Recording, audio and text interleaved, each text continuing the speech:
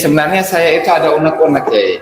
Jadi kemarin itu ada informasi bahwasanya Sayyid Mahdi Ar-Rojai itu telah kembali lagi mengisbat nasab kepada Ubaidillah ya. Jadi bukan kepada Rasulullah tapi kepada Ubaidillah. Itu pranknya Syekh Mahdi Rojai untuk Balawi. Coba kita lihat itu di dalam tulisan Syekh Mahdi Rojai kemarin yang di-share oleh teman-teman ke saya. Katanya ini dipublish oleh Rumil Abbas di dalam halaman Facebooknya bahwa Syekh Mahdi Rojai kembali menandatangani ketersambungan nasab Ba'alawi. Saya lihat di situ kalimatnya la syakka wala syubhata fi siyadati hadhil usrati syarifati al-muntasibati ila Ubaidillah ibni Ahmad al-Muhajir. Tanda tangan Syekh Mahdi Rojai dengan stempel. Ini prank dari Syekh Mahdi Rojai kepada keluarga Ba'alawi. Bagaimana saya mengatakan ini prank? Karena yang diyakini oleh Syekh Mahdi Rojai sekarang ini, mereka bukan turunan Nabi, tapi al-muntasibati ila Ubaidillah bin Ahmad al-Muhajir. Turunan Ubaidillah ya? Turunan Ubaidillah, yakin la syakka wala syubhata, ini turunan Ubaidillah kata Syekh Mahdi Rojai, bukan turunan Rasulullah Muhammad sallallahu alaihi wasallam. Lafaz siyada itu tidaklah berkonsekuensi terhadap kesayyidan kepada nasab kepada Rasulullah. Lihat di dalam kitab-kitab nasab seperti Rasail fi Ilmil Ansab bahwa kalimat sayyid, kalimat syarif itu tidak berarti apa-apa di dalam pengisbatan nasab tanpa adanya data, tanpa adanya sumber. Di situ fi siyadati hadhil usrati asyarifati al-muntasibati li Ubaidillah, bukan li Rasulillah Muhammad SAW.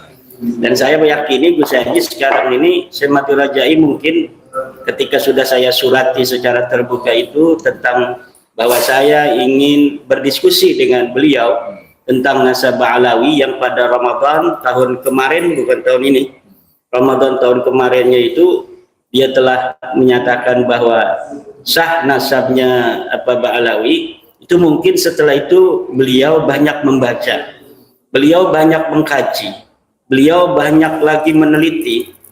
Dan kita lihat dari surat kemarin yang Rabiul Awal itu, Rabiul Awal berarti kan setelah Ramadan itu. Di situ fi siyadati hadhil usrah asy-syarifah al-muntasibah li Ubaidillah bin Ahmad al-Muhajir. Jadi Ubaidillahnya itu binnya Ahmad al-Muhajir, bukan Ahmad bin Isa bin Muhammad an-Naqib. Sedangkan yang telah terverifikasi secara ilmu nasab, ilmu sejarah, keturunan Rasulullah itu namanya Ahmad bin Isa. Tidak ada gelar bagi Ahmad bin Isa itu adalah al-Muhajir. Dari mulai Ahmad al-Muhajir hidup, Ahmad bin Isa hidup sampai abad ke-12 itu tidak ada gelar Ahmad itu bin Isa sebagai al-Muhajir. Gelarnya adalah al-Abah dan an-Nafat. Gelar al-Muhajir itu disematkan oleh Ahmad bin Zain al-Habsyi di dalam kitab Syarhul Ainiyah. Barulah sejak abad ke-12 itu gelar al-Muhajir ini menyebar sebagai alibi bahwa Ahmad bin Isa ini pernah hijrah ke Yaman. Sebagai alibi bahwa Ahmad bin Isa ini hijrah ke Yaman, maka mereka membuat gelar-gelar sendiri, yaitu al-Muhajir. Seakan-akan betul-betul ini Ahmad bin Isa hijrah dari Basrah ke Yaman. Padahal Gus Hajiz itu kita tahu, Gus Hajiz juga sudah meneliti, tidak ada satu keterangan pun kitab-kitab nasab dan kitab sejarah yang menyatakan bahwa Ahmad bin Isa ada di Basrah. Di Basrahnya aja itu tidak ada, apalagi hijrah dari Basrah ke Yaman. Orang yang tidak ada di Basrah, bagaimana dia bisa hijrah dari Basrah ke Yaman? Dia adanya di Madinah. Nah ini barangkali kayak kan kalau di kitab Al-Ghaibah itu kan ada di Surya itu kan. Iya. Jangan-jangan itu salah baca. Termasuk Tengku Sayyidwar itu salah baca. Kata Tengku itu dibacanya Basriyan. Jadi hala qaunihi Basriyan. Bahwa Ahmad bin Isa masuk ke Abul Hasan Basriyan, Basriya. dalam keadaan dia sebagai orang Basrah. Itu salah baca, itu namanya bisurya, bahwa Ahmad bin Isa masuk ke rumahnya Abdul Hasan ini di kampung Surya yang ada di kota Madinah Al-Munawwarah. Jadi jangankan Balawi, Tengku Said Qori aja itu salah baca, itu terkecoh itu. Nah, lalu gimana tuh kayak kan kalau di mana itu kitab Fathur Rahim Rahman karya Umar bin Abdurrahman Sahibul Hamro itu kan di saat itu di abad 9 makam dari Ahmad bin Isa Al-Muhajir itu saat itu kan belum ada. Iya. Nah, kemudian menceritakan tentang masanya Abdurrahman As-Segaf itu bahwa yang diziarahi itu hanya gunung atau hanya perkampungan saja. Iya. Nah, lalu setelah itulah baru dibikin. Nah, menurut pandangan kayak Iya. Ini itu memang makam Ahmad bin Isa yang gak bakal ada di Yaman, gak bakal ada di Hadramaut, gak bakal ada di Bor. Kenapa? Karena memang dia tidak pernah hijrah ke Yaman. Bagaimana makamnya ada di Yaman, ya kan? Ahmad bin Isa terverifikasi di dalam kitab-kitab sejarah yang paling tua itu adalah di abad ke-5, 460 oleh At-Tusi di dalam kitab Al-Ghaibah. Dia ada di Madinah, dan setelah kutipan dari At-Tusi itu tidak ada lagi kutipan ulama tentang di mana adanya Ahmad bin Isa. Di dalam ilmu sejarah dan juga ilmu usul fikih, al-aslu baqa'u makana ala makan. Kalaulah sebuah proposisi tentang suatu kejadian atau seorang sosok tokoh dikisahkan ada di dalam satu tempat, kemudian tidak ada berita tentangnya lagi bahwa dia pindah atau pergi dari tempat itu, maka kita harus menghukumi secara ilmiah bahwa dia ada di sana, tidak pernah berhijrah kemana-mana. Dan kita sudah mengirimkan pertanyaan kepada Umail Abbas, kepada Rabita, ada tidak keterangan yang menyatakan bahwa Ahmad bin Isa pernah ada di Basrah? Ada tidak keterangan kitab pun dari mulai abad ke-4 sampai abad ke-8 atau awal abad 9 yang menyatakan Ahmad bin Isa hijrah ke Yaman? Sampai sekarang belum ditemukan. Ada enggak sebuah keterangan yang menyatakan Ahmad bin Isa dimakamkan di Yaman? Atau keterangan bahwa ini makam Ahmad bin Isa mulai dari abad ke-4, 9? Nggak bakal ketemu. Karena diciptakannya pada abad 9. Oh gitu ya. Baru dibangun pada abad 9. Bagaimana sesuatu yang dibangun di abad 9 kemudian kita cari keterangannya di abad ke-4, ke-5, ke-6, ke-7, ke-8 nggak bakal ketemu. Iya. Nah, padahal kayak kalau di Yaman sendiri kan ada itu Al-Imamul Hadi, Yahya bin Husain bin Ibrahim Ar-Razi. Iya. Nah, itu kan masanya itu jauh sebelum Bedilah. Iya. Nah, tapi sejarahnya tercatat, kemudian karya-karyanya pun ada, bahkan pengaruh pemikirannya pun sampai sekarang kita masih bisa dapat. Ya, nah, kalau untuk misalkan tokoh-tokoh dari Balawi, Fakih Muqaddam misalkan, itu pengaruh fikihnya nggak kita temukan sama sekali. Iya. Iya. Iya, ya Allah, resek ya. Kemarin lebaran logus itu karena lebaran kalau di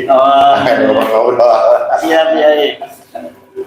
Barangkali itu pertanyaan terakhir, guys. Apa pertanyaannya apa? Artinya kalau di masa-masa sebelumnya itu ada pengaruhnya. Iya.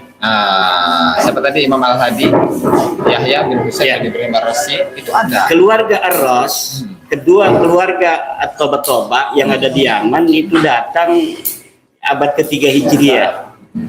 Kemudian mereka dihormati oleh orang Yaman. Dia tinggal di Sana'a, kemudian menyebar dari sana. Dan secara ilmu sejarah dan antropologi serta sosiologi itu pas, karena mereka bermadhab Zaidiyah, dan kemudian datang ke situ orang-orang yang juga menganut Zaidiyah.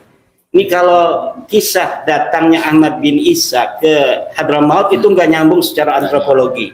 Kenapa? Karena orang-orang di Hadramaut ketika itu madhabnya Ibadiyah. Madhab Ibadiyah atau Abadiyah itu madhab Khawarij yang benci terhadap orang-orang Syiah.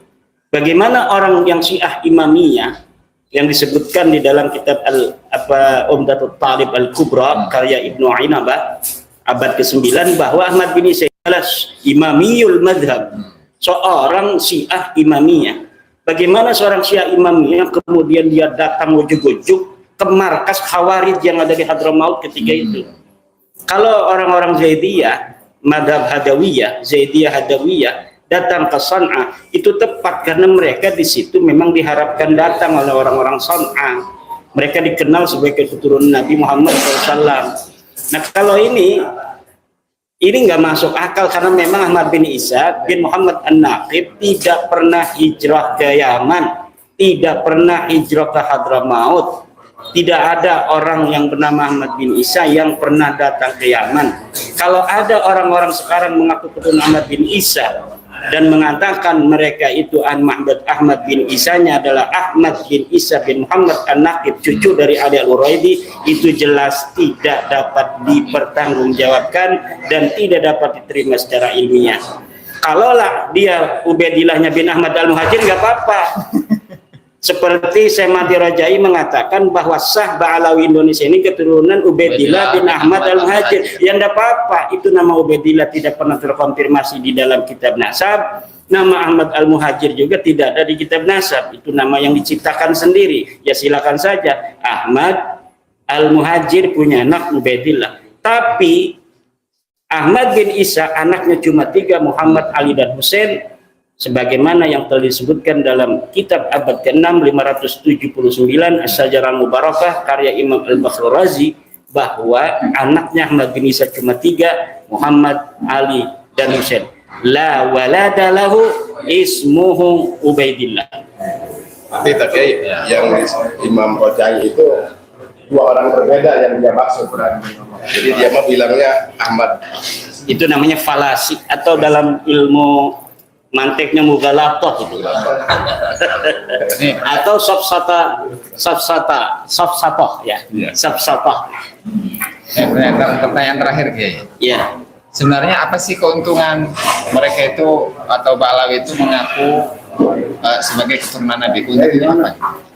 Keuntungannya adalah privilege, syarafah, kemudahan hidup, banyak duit dan sebagainya. Apalagi kalau di Indonesia. Di Indonesia ini diajarkan oleh para ulama-ulama kita untuk mencintai dzurriyyat Nabi. Mereka tahu itu, bahwa orang Indonesia diajarkan mencintai dzurriyyat Nabi. Ya, ketika mereka tahu itu, maka mereka mengaku sebagai turunan Nabi, mendoktrin bahwa betul-betul mereka turunan Nabi. Untuk apa? Mendapatkan penghormatan dari masyarakat Indonesia yang mencintai dzurriyyat Nabi. Dia mudah kaya kayaknya. Mudah kaya dan lain sebagainya itu. Tetapi hari ini umat Islam Indonesia mungkin 99% sudah tidak percaya mereka dzurriyyat Nabi. Boleh dibikin sebuah polling itu. Yang masih diem aja kiai-kiai itu udah nggak percaya mereka dzurriyyat Nabi. Saya aja nggak mau bersuara kayaknya. Belum waktunya bersuara. Saya mayoritas. Ya, semoga umat Islam Indonesia akan semakin barokah. Amin. Umat Islam Indonesia semakin merdeka. Hilangkan mental terjajah dari setiap jiwa umat Islam Indonesia. Selamat berjuang.